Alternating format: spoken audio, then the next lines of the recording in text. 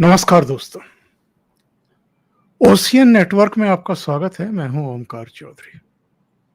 आज बात करेंगे ये जो 6 राज्यों में एक साथ शोभा यात्राओं पर पथराव हुए हैं, आगजनी हुई है, वाहनों में तोड़फोड़ हुई है। ये संयोग तो नहीं हो सकता कि 6 अलग-अलग राज्यों में रामनवमी के मौके पर जो शोभा यात्राएं निकल रही थी, उनको एक साथ निशाना बनाया गया हो। ये संयोग है या प्रयोग है? और कौन है इनके पीछे? मकसद क्या है? और सबसे बड़ा सवाल ये है कि जिनके हाथों में सरकारें हैं, व्यवस्थाएं हैं, वो क्या सो रहे हैं?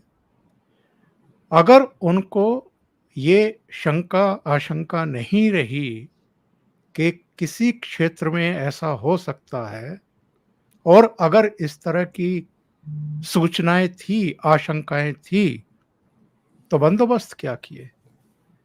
और नहीं किए तो इसके लिए जिम्मेदार जवाबदेह कौन है? और ओवरऑल अगर हम आकलन करें तो चाहे करौली हो, चाहे गोरखधाम हो, चाहे कश्मीर हो, अब तो पंजाब भी शामिल हो गया है। गुरदासपुर में एक सिख युवक ने हिंदू देवी देवताओं के ऊपर पांव रख दिया, चप्पल रख दी। दुस्साहस बढ़ते जा रहे हैं। लोगों को उकसाने भड़काने की कोशिशें की जा रही हैं। हिंसा आगजनी तो हो रही है। घरों में, दुकानों में, वाहनों में आग तो लगाई जा रही है। क्या बड़े पैमाने पर कोई देशव्यापी हिंसा की कोई साजिश रची जा रही है? और इनका मुकम्मल इलाज क्या है? इसी पर चर्चा करने के लिए मेरे साथ जयपुर से जयपुर डायलॉग्स के चेयरमैन, पूर्व आईएएस संजय दीक्षित जुड़ रहे हैं। संजय जी, बहुत स्वागत है। नमस्कार। नमस्ते आपको ओंकार जी और आपके सभी दर्शकों को। बहुत बहुत स्वागत है आपका संजय जी। यह संयोग तो नहीं हो सकता, क्या प्रयोग है? और प्रयोग है तो इसके पीछे कितनी बड़ी साजिश आप देख रहे हैं संजय जी? ओंकार जी, मेरे विचार में ना तो ये संयोग है और ना ये प्रयोग है। ये एक विचारों की निरंतरता का उपयोग है। और ये जो विचारों की निरंतरता है वो आज से नहीं चली आ रही। यदि आप भारत की आधुनिक इतिहास की पुस्तकें भी देखेंगे, मेरे पास एक पुस्तक है RNP सिंह जी की, वो है, उसका नाम है रायट्स एंड रॉन्ग। रायट्स मतलब RIOTS, राइट्स एंड रॉन्ग। उसमें 1729 से लेके और 2002 या 3 के, मतलब आपके गोधरा गुजरात दंगों के जस्ट बाद तक का उसका पूरा विवरण है। और जी। जितने भी ऐसे दंगे जिसमें कोई जनहानि हुई है वो सब उसके अंदर सम्मिलित हैं। और उसमें आप ये पाएंगे कि एक आध यदि कोई अपवाद छोड़ दे तो सारे के सारे जो हैं वो हमारे विशेषाधिकार प्राप्त समाज विशेष के द्वारा ही आरंभ किए गए, चाहे वो अंग्रेजों के समय में हो और चाहे 1947 के बाद हो। कोई आपको इक्का दुक्का ही अपवाद मिलेगा। जी जी। तो यह तो जो मैं बार बार कहता हूं, अभी मुझको DD न्यूज पे बुलाया गया था, वहां भी मैंने यही कहा। मैंने कहा कि आप जब तक मूल तत्व है उसकी चर्चा करने से बचते रहेंगे तब तक आपको कभी समझ में नहीं आएगा कि क्या है ये, कि ये संयोग है कि प्रयोग है। मैं तो कह रहा हूं ये तो वही विचारधारा है, उसी का तो रोज उपयोग हो रहा है। डॉक्टर अंबेडकर ने अपनी पुस्तक में लिख दिया था 1945 में, उनका पुस्तक का जो संवर्धित संस्करण आया था, जिसका उन्होंने नाम भी बदला था, और उसका था कि पाकिस्तान और पार्टीशन ऑफ इंडिया। और उसमें उन्होंने विशेषकर से जो इस्लामिक विचारधारा का भारत में जिस प्रकार से उपयोग किया जा रहा था, उसका वर्णन किया था। और उसमें उन्होंने कहा था कि भई जो हिंदू-मुस्लिम दंगों के 3 कारण हैं और तीनों के तीनों कारण जो हैं, उसकी जो रीति-नीति है, वो मुसलमानों द्वारा तय की गई है। पहला कारण उन्होंने बताया कि पहला कारण है काऊ स्लॉटर। अब वो डॉक्टर जी। अंबेडकर स्वयं कहते हैं कि मैंने पूरा अध्ययन कर लिया इस्लामिक शास्त्रों का, मुझे कहीं भी ऐसा नहीं मिला कि आपको गाय काटना आवश्यक है। लेकिन भारत में इसको मुल्ला मौलानाओं ने इसको आवश्यक बना दिया। क्यों? उसका कारण मैं बता सकता हूँ। डॉक्टर अंबेडकर ने तो ये कहा था कि ये कहीं नहीं है, मुझे कहीं नहीं मिला, फिर भी ये ऐसा क्यों करते हैं? तो क्यों करते हैं का कारण मैं आपको बताता हूँ। और ये बात जो है अहमद सरहिंदी, शेख अहमद सरहिंदी जो अपने आप को क़य्यूम कहते थे, क़य्यूम मतलब जिसको कहते हैं बिल्कुल धरती के थामने वाले, धरती को थाम के चलने वाले वो क़य्यूम कहते हैं। और जी। अल्लाह का एक नाम क़य्यूम है। तो वो पहले क़य्यूम बताए जाते हैं हिंदुस्तान के। तो उन्होंने कहा था कि ये बहुत ज़रूरी है, काफ़िर को अपमानित करना अत्यंत आवश्यक है। केवल काफ़िर वो दबा रहे, वो जज़िया दे, इतना पर्याप्त नहीं है, उसको लगातार आपको अपमानित करना है और उसके लिए अत्यंत आवश्यक है कि गोकशी की जाए। ये वो विचारधारा है जिसका उपयोग लगातार होता रहता है। जो कि डॉक्टर अंबेडकर सही कहते हैं कि इस्लामिक शास्त्रों में इसका कहीं प्रयोग नहीं पाया जाता। दूसरी बात, मस्जिद के सामने संगीत का प्रयोग। अब ये मस्जिद के सामने संगीत का प्रयोग भी डॉक्टर अंबेडकर कह रहे हैं कि मुझे कहीं नहीं मिला, मैं लगातार देखता हूँ। अफ़गानिस्तान जो है, वहाँ भी मस्जिदों के सामने बजता है, अरब में भी, सऊदी में भी, सब जगह मस्जिदों के सामने म्यूज़िक बजता है। कहीं कोई किसी भी प्रकार का कोई ऑब्जेक्शन नहीं लिया जाता। लेकिन भारत में लिया जाता है। क्यों लिया जाता है? क्योंकि ये भी उसी में सम्मिलित है। वो बिल्कुल उसको जो है वो मुल्ला मौलाना रैशनलाइज़ कर लेते हैं, क्योंकि ये लिखा हुआ है कुरान मजीद में, ये लिखा हुआ है बिल्कुल स्पष्ट। सूरत अत-तौबा है, उसकी 120वीं आयत है। वो कहता है कि साहब कि काफ़िर को जितना तंग करोगे, हैरान करोगे, तो अल्लाह तुम्हारे नाम पर एक नेकी लिख देगा। तो ये जो है, ये अपनी नेकी लिखवाने के चक्कर में ये लगातार हर मौके पर, हर मौजू पर ये इनको काफ़िरों को तंग करना है। उसमें ये 2 चीज़ें जो हैं, ये बहुत मुफ़ीद आती हैं। और तीसरा जो है वो कन्वर्शन। ये जी। तीनों काम यदि देखें कि किस प्रकार होते थे पार्टीशन के पहले कुछ दिनों तक, जब पार्टीशन हो गया तो ये थोड़े से डरे सहमे से रहते थे। लेकिन उसके बाद नेहरू ने इनको इतना इनकरेज किया और ये कांग्रेस पार्टी ने इनको इतना इनकरेज किया कि जो उस समय जिस बिना पर पार्टीशन हुआ था, और वही मैं पहले भी आपके प्रोग्राम में मैं बता चुका हूँ कि जो ये पूरी की पूरी बरेलवी जमात है, तथाकथित शांतिपूर्ण सूफ़ी जिनको कहते हैं, ये पार्टीशन में इन्होंने जिन्ना को जो मास सपोर्ट जो मिला, जो जनता का सपोर्ट जो है, वो इस बरेलवी जमात के कारण मिला। ये बरेलवी जमात जो है, इसने कौमियत जुदा गाना है, यानी कि सेपरेट नेशन वाला, और सेपरेट नेशन के बाद उसमें जिन्ना ने सेपरेट एंड इक्वल नेशन ये और डाल दिया कि मतलब हम चाहे संख्या में कम हो, लेकिन हम रहेंगे आपके बराबरी। और उसी बराबरी के सिद्धांत पे उन्होंने पाकिस्तान बनवाया। पाकिस्तान की भी आज तक जो उसकी सारी की सारी साइकोलॉजिकल प्रॉब्लम है और जो उसकी समस्या है और जो उसकी बर्बादी हो रही है, वो भारत के साथ इसी बराबरी की तलाश में लगातार उनकी समस्याएँ हैं सारी की सारी। तो ये जो 3 बिंदु थे, वो 1972 के बाद में इंदिरा जी के तत्वावधान तो क्या कहें, उनके सहयोग से कह लें या उनकी इनकरेजमेंट से, ये all India Muslim personal law board जब बना, तो वापस वही अशराफ विमर्श जिसके कारण भारत का विभाजन हुआ था, वही फिर से एक बार फिर से मेन स्ट्रीम में आ गया। और उसके मेन स्ट्रीम के आने के बाद जो विचार और जो विचारों के उपयोग उससे पूर्व हो रहे थे भैया वापस आरंभ हो गए। इसकी प्रतिक्रिया में ही आप भारतीय जनता पार्टी को आज जहां खड़े देख रहे हैं वो इसकी प्रतिक्रिया में ही है। ये भारतीय जनता पार्टी स्वयं नकारती है, वो इसको एक्सेप्ट नहीं करती है, लेकिन सच बात यह है कि इस विचारधारा की प्रतिक्रिया में ही जनता ने भारतीय जनता पार्टी को यहाँ पर खड़ा किया है और भारतीय जनता पार्टी को भी ये स्वीकारना चाहिए। कई जगह स्वीकार रहे हैं, जैसे योगी आदित्यनाथ इसको स्पष्ट रूप से स्वीकारते हैं और आप देख रहे हैं कि आपने अभी प्रश्न पूछा था कि इसका उपाय क्या है। आपको कहीं कुछ देखने की आवश्यकता नहीं, आप उत्तर प्रदेश को देख लीजिए। आप देख रहे हैं कि राजस्थान में पथराव हुआ, कर्नाटक में हुआ, गुजरात में हुआ, मध्य प्रदेश में हुआ, पश्चिम बंगाल में हुआ, लेकिन उत्तर प्रदेश में वही लोग शोभा यात्राओं पर फूल बरसा रहे हैं।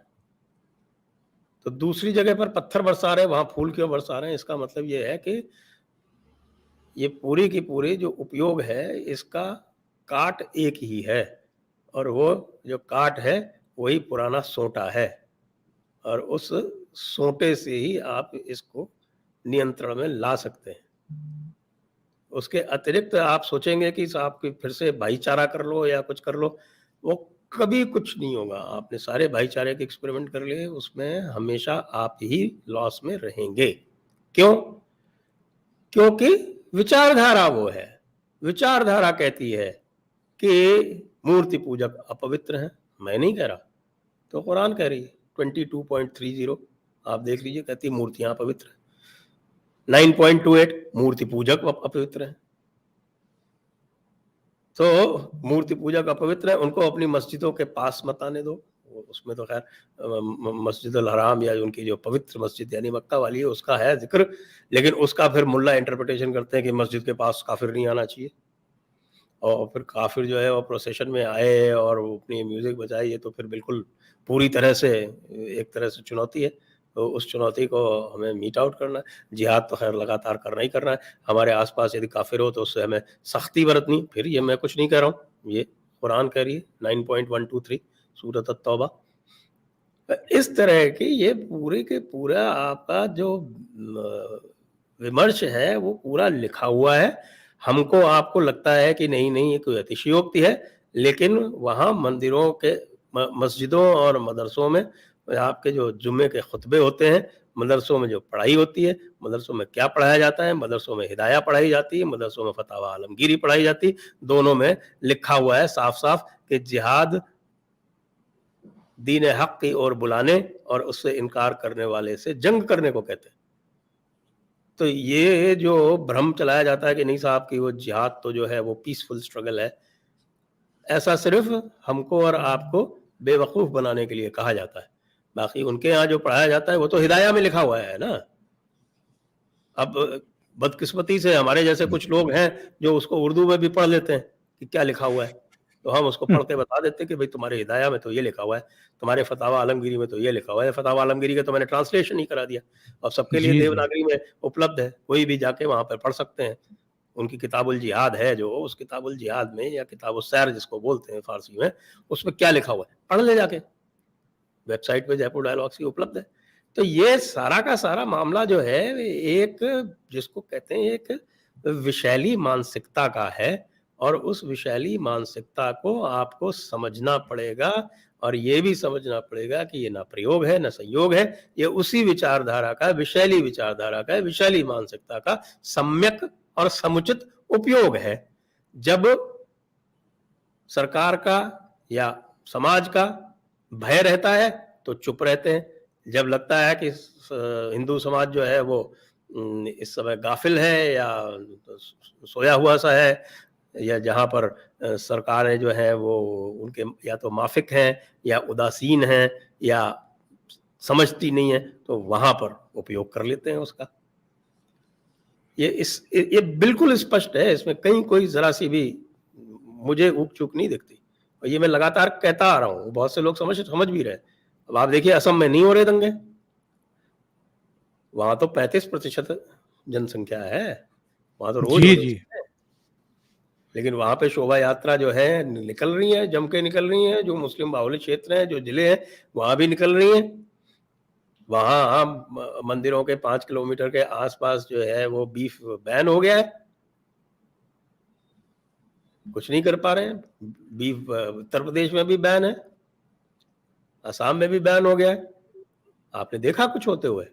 आपने देखा किसी को पत्थरबाजी करते हुए? नहीं, वहाँ कोई पत्थर नहीं, वहाँ तो फूल बरसा रहे हैं, उत्तर प्रदेश में तो। तो यदि उत्तर प्रदेश में फूल बरसा रहे हैं, तो राजस्थान में कैसे पत्थर बरसा रहे हैं? जी। राजस्थान समझ में आता है, पश्चिम बंगाल समझ में आता है, झारखंड भी समझ में आता है, लेकिन गुजरात में, मध्य प्रदेश में, कर्नाटक में, जहाँ भारतीय जनता पार्टी की सरकारें और मुख्यमंत्री है, वहाँ अगर इस तरह की वारदातें हो रही हैं।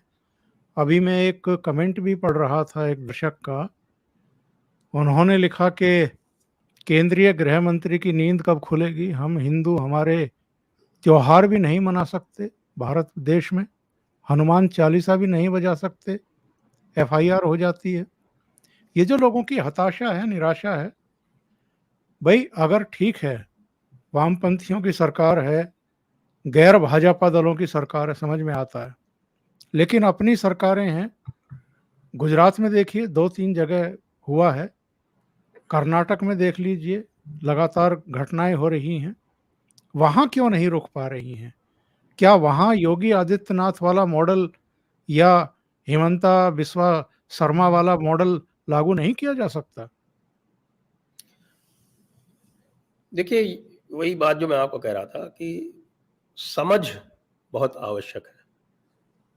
आप यदि इस्लाम को और कई सारे प्रदेशों में मसीही धर्म को नहीं समझेंगे, तो आप उसका उपचार नहीं कर सकते।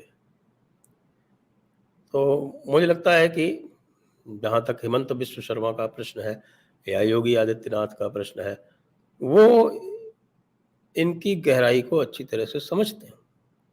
गुजरात में मोदी थे, तो वो समझते तो थे, लेकिन उन्होंने वो पूरा का पूरा दायित्व इनको इनका सामना करने का समाज से हटाकर और सरकार के पास ले लिया।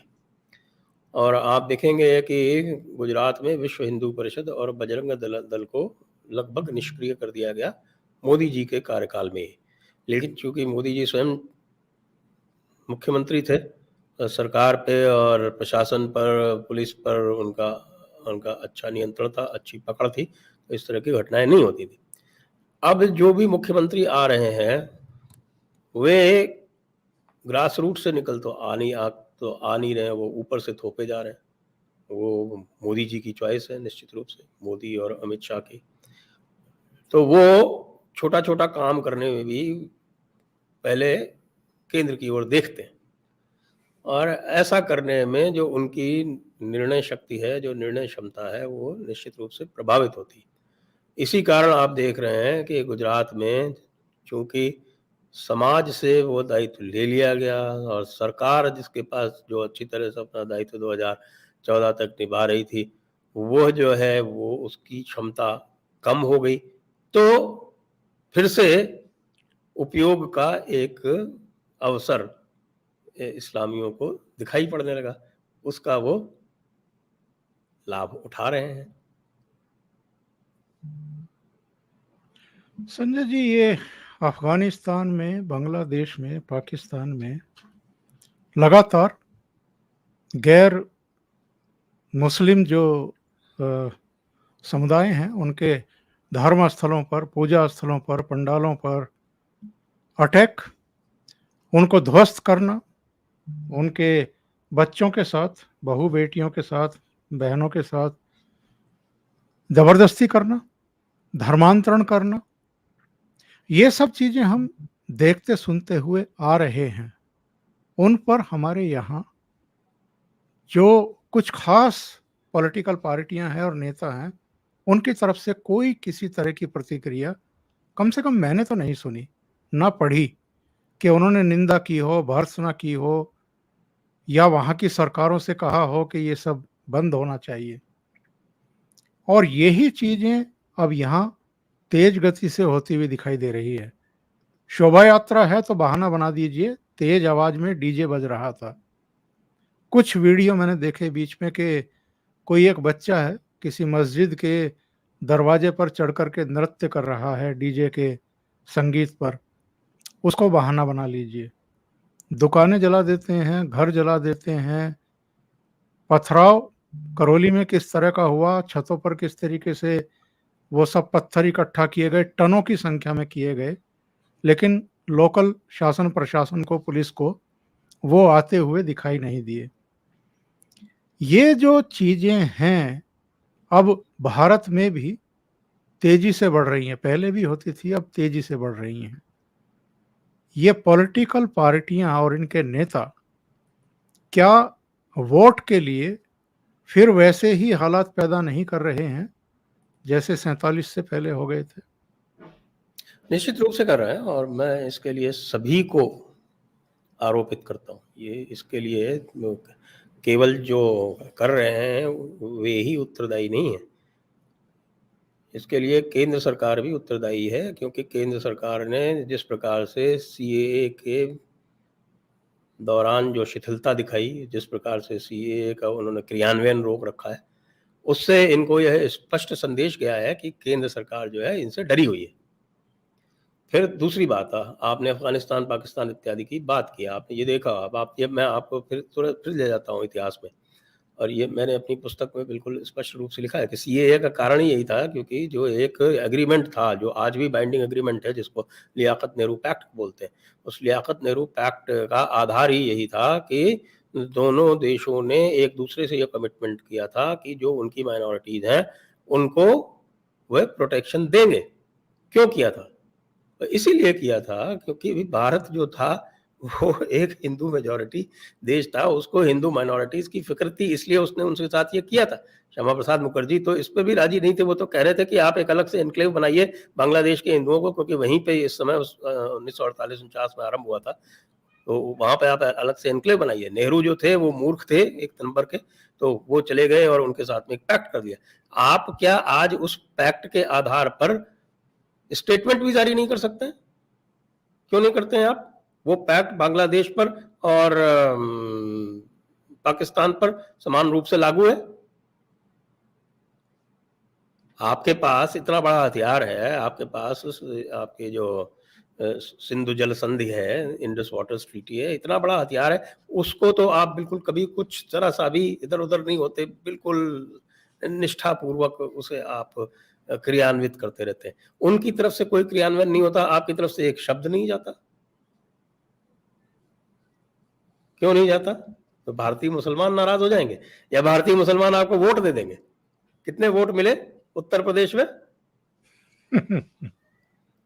सबको पता है कि कितने वोट मिले। बाबा जी, यो बाबा जी का, बाबा जी का, बाबा जी का ठुल्लू, बाबा जी का ठुल्लू, और बाबा जी का जो चुनाव क्षेत्र है, जहां पर उनके जो चुनाव केंद्र है, उनके बूथ में 8 वोट मिले, जबकि सब लोग कहते हैं कि साहब की ये गोरखनाथ मंदिर से यहाँ जाने उधर से मुस्लिम बस्तियां हैं, इनकी सबकी जीविका चलती है, जिसके माध्यम से उनकी जीविका चलती है, और जिसके जब वो योगी आते हैं तो वो नाटक करते हैं पूरा उनके ऊपर आस्थावान होने का, लेकिन जब वोट आता है तो 8 वोट मिलते हैं।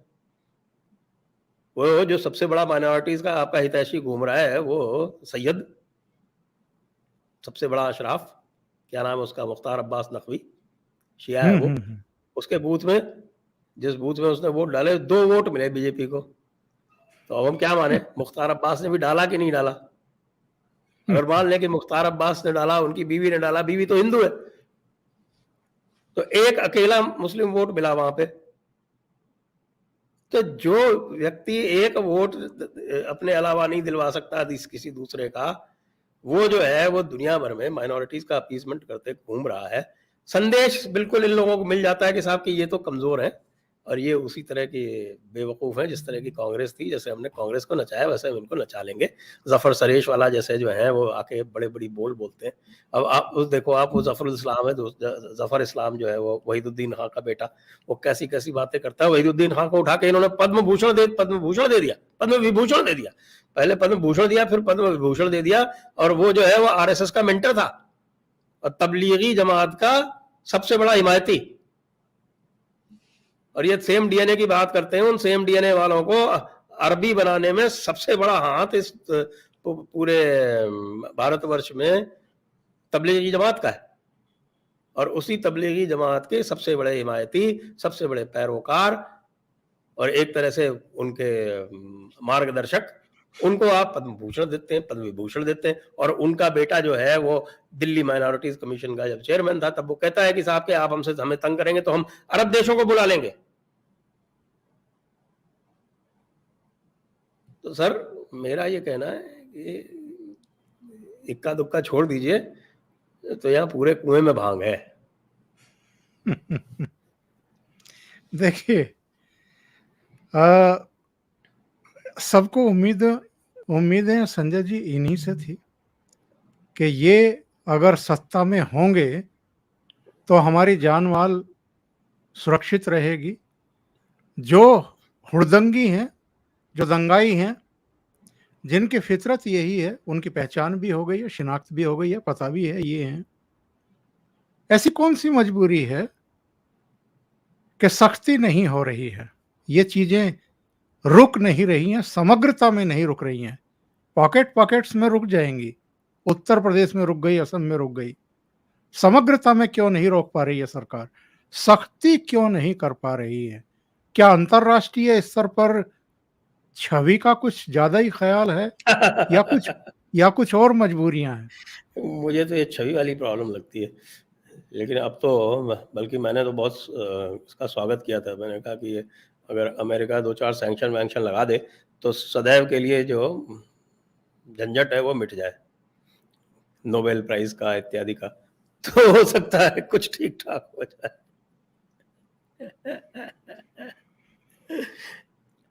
ये और अगर गंभीर हमें मसला है कि ये जो है ये राष्ट्रीय प्रश्न है। केवल जो राष्ट्र जो है वो एक इलेक्शन से दूसरे इलेक्शन तक नहीं चलता है। राष्ट्र की जो अवधारणा है और राष्ट्र की जो संस्कृति है और राष्ट्र का जो जीवन काल है वो भारत में तो अनंत और सनातन माना गया है।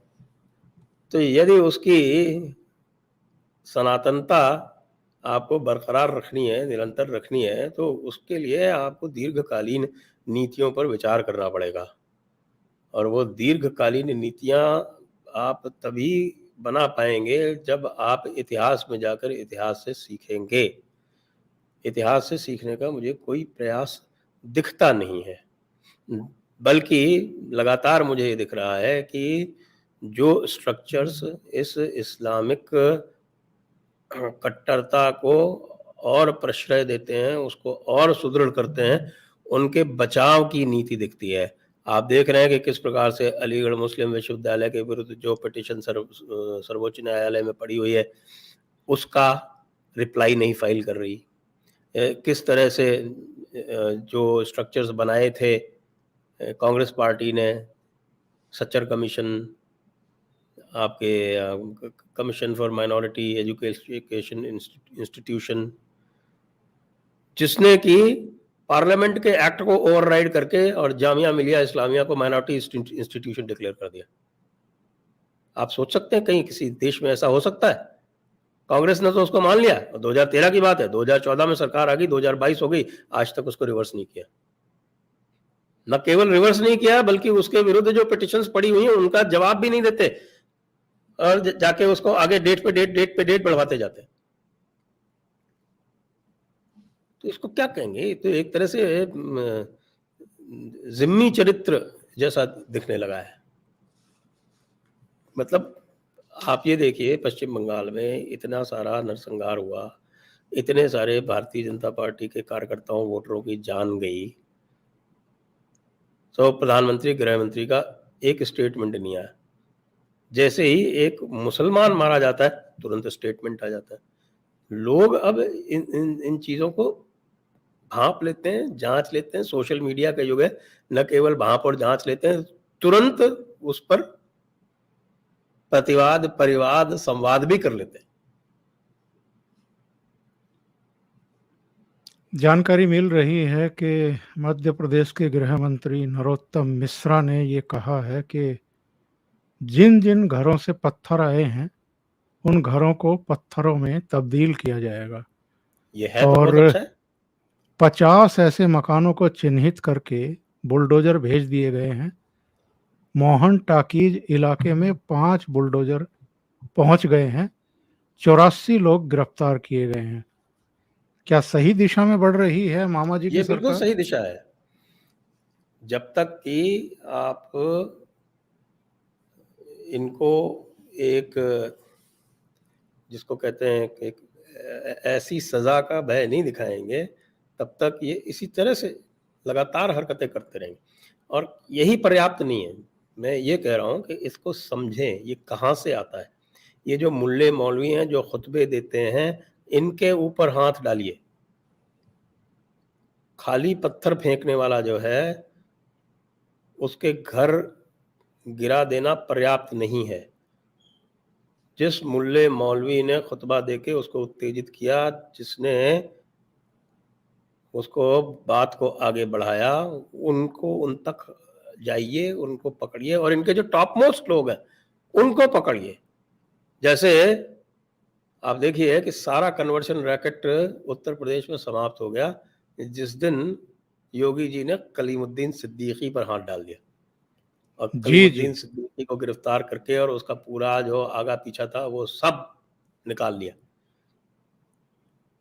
और उसके जो संपर्क थे, बहुत सारे जो हैं, जो पब्लिक में लाए नहीं गए हैं क्योंकि उसके संपर्क सरसंघ चालक से थे।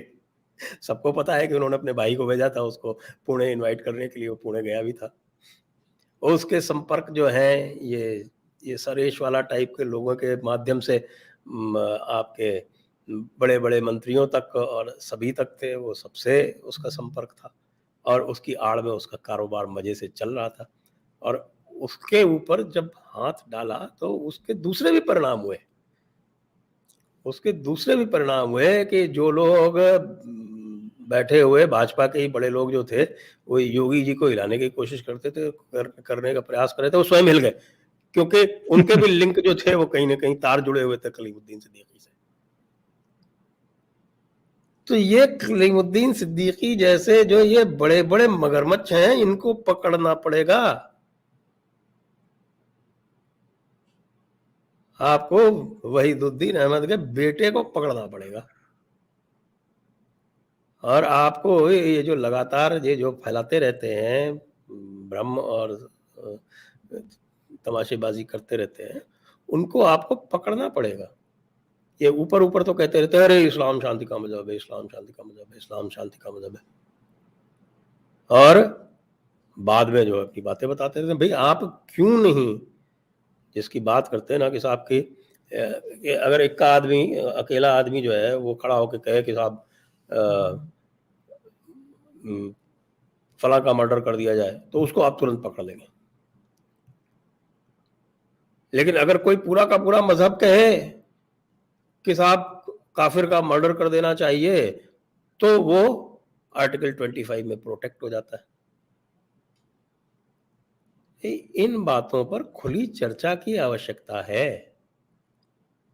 अब होने लगी है और उससे भी मुझे लगता है कि कहीं ये जो आपके अराजक तत्व हैं, खासतौर से ये जो अशराफ मुल्ला मौलाना क्लास है, ये बहुत असहज अनुभव कर रहा है। इसके जो है बहुत अधिक असहज हो गया है।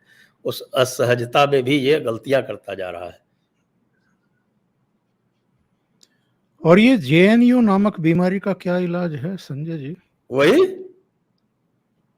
समझावन लाल, आपको पता है समझावन लाल से अच्छा कोई इलाज है ही नहीं। वैसे जेएनयू का लॉन्ग टर्म इलाज हो जाएगा, मुझे ये लगता है, क्योंकि जेएनयू का पूरा का पूरा जो इकोसिस्टम है वो इस पर आधारित है, क्योंकि जो 60-70s में इन्होंने पूरा का पूरा जो फैकल्टी थी वो भर दी थी लेफ्टिस्ट से, और जो उनका जो रिक्रूटमेंट सिस्टम था जो आपके एडमिशन सिस्टम था वो ऐसा था कि वो बिल्कुल छाँट-छाँट के अपनी विचारधारा के लोगों को ही एडमिशन देते थे। फिर भी कुछ एबीवीपी टाइप के लोग उसमें चले जाते थे। तो वो उनका पूरा एक, फिर चूँकि वो ऐसी जगहों पे बैठे हैं कि वो अपने ट्यूटोरियल्स में और जो अलग से जो मार्क्स होते हैं उसमें इनका करियर अफ़ेक्ट कर सकते हैं। जेएनयू पोस्ट ग्रेजुएट यूनिवर्सिटी है। पोस्ट ग्रेजुएशन में जो आपके प्रोफ़ेसर्स हैं उनका बहुत रोल होता है। तो इससे वो पूरा का पूरा कंट्रोल कर रहे थे, पूरा एडमिशन प्रोसेस कंट्रोल कर रहे थे। अब फिर बाद में जब ये पिछले वाले जो आपके आए थे वाइस चांसलर, उन्होंने ये किया कि उन्होंने इसको जेएनयू का एक टेस्ट आरंभ कर दिया, इंटरव्यू वाला सिस्टम खत्म करके।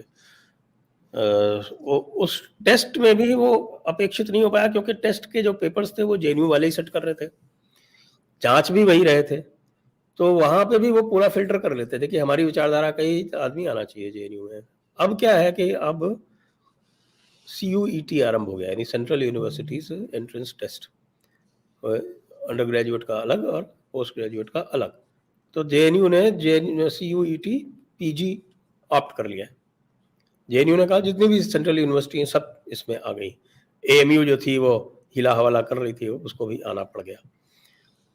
तो अब जो है वो पूरा प्रोसेस, अब मुझे लगता है कि अगले 5-7 साल में स्थितियां बदलेंगी। इसलिए भी क्योंकि अभी नया इनका जो एकेडमिक रिक्रूटमेंट हुआ है वो भी लेफ्ट इन्फ्लुएंस नहीं कर पाया। काफ़ी सारी एकेडमिक पोजीशंस भरी गई हैं, तो वो भी एक फेयर तरह का रिक्रूटमेंट हुआ है। तो अगले 5-7 साल में मुझे लगता है कि जेएनयू का जो ये लेफ्टिस्ट का दबदबा है ये धीरे धीरे समाप्त होगा, और बाकी जो बदमाशी करता है उसका तो इलाज वही है जो योगी जी कर रहे हैं। योगी जी के उसमें तो एएमयू वाले भी हिम्मत नहीं कर पाते। एएमयू तो आपको पता है कि जिन्ना ने क्या कहा था कि ये है मुस्लिम भारत का शस्त्रागार है। ये अलग बात है कि इतिहास बोध जो है हमारे शासकों का इतना कमजोर है कि प्रधानमंत्री जी वहां जाके ये कहा है कि